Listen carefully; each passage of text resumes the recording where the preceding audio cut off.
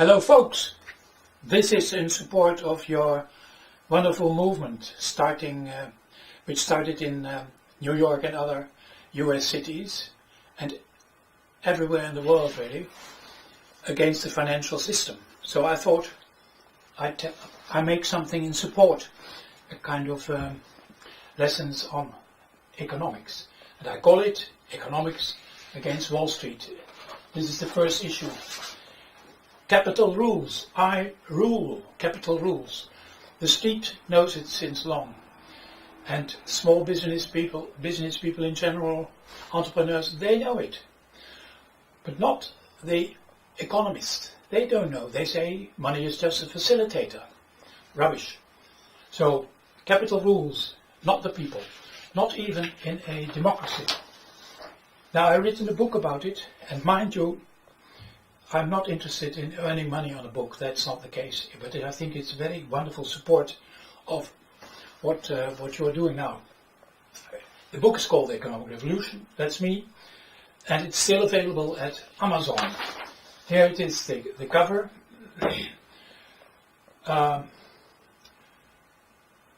Children in the waves, joyful, because revolutions should be joyful, or they should not be. Now, the subtitle is Towards a Sustainable Future by Freeing the Economy from Money Making. That's what it was all about. It was dates from 91, but don't think it's old. A reprint was necessary in 93, but it was far ahead of its time. So only now it has become timely because of the warming, the greenhouse effect, the damage we do to the earth, because of the financial mess, and because of the ever widening gap between rich and poor, both globally and nationally. It consists of, first part is the heretic analysis. That's about money not being a facilitator, but a propulsor of economic growth. Money must grow, which is the root of all evil. The second part, liberating U-turn, and a third part is what people, organizations, municipalities, trade unions, etc. can do.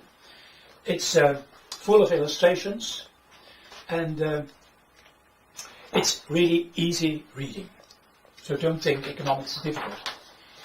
Now, one of my one-liners is the invisible hand of the market has become the visible fist of capital. This is how our economies have developed, and from Adam Smith to Wall Street, Reagan, Milton Friedman, and Greenspan, etc. This I do next time. So money must grow, creates compulsion to growth, meaning production has to be continual and growing every time, the whole time. So consumption is necessary, which is an absurd system. You know, when the economy goes a bit down, we have to restore the confidence of the consumers. That means we have to buy, if we got any money, we have to buy and waste again. It's an absurd system. But consumption is necessary to keep the whole thing going. Now, just a short word about entrepreneurs, business people, independent craftsmen and women, etc. Okay, some earn very much, some are nasty employers, I know. But they are all prisoners of the compulsion to grow. They too are very much the prisoners of the compulsion to grow. They are pushed against ecological limits, they are pushed so that they can't develop a nice social behavior because of the compulsion to growth. So make them our allies. That's very important for the movement. There is at the moment there is very much importation and exportation. There is too much. It's in French because the book has been translated into French. There's much too much import, export. There's too much external capital, etc. So an autonomous basis is still very small. Autonomous, self-sufficient basis. Now, it's under construction. There are all wonderful alternatives on the way. It's only a matter of, here's the previous image, we have to develop this small basis into a huge economic sector, controlled by ourselves, controlled by the people. A calmed economy, earth-sparing economy. This is the official part. Engaged in the competition of the global casino. It's ruled by International Monetary Fund, WTO, World Trade Organization, NAFTA, European Union in my country, which is Holland, by the way, and it's ruled by dollars, euros, yuans, etc. Now, our own sector, we have to build up. Of course, it means an enormous change in society. For instance, against too much privatization of property. In this sector, we have perhaps it's a sector of our own, self-sufficient, calm down, earth, sparing the earth, etc. And everyone at work, according to capability. This may go with, even with local money and local community banks. We bring there our money and we decide ourselves in which the money should be invested. So lots of community kitchen gardens, energy generating as much by ourselves, a very much more intelligent way of dealing with waste, etc. This will be really a metamorphosis of the economy.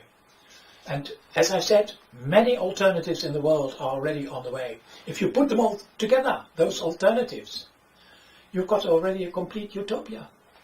Okay, so money, we have to make it from master to servant. And of course, people should turn in themselves from servant into master. Not individual, please, jointly. Now, the whole society has to be squattered, in my idea.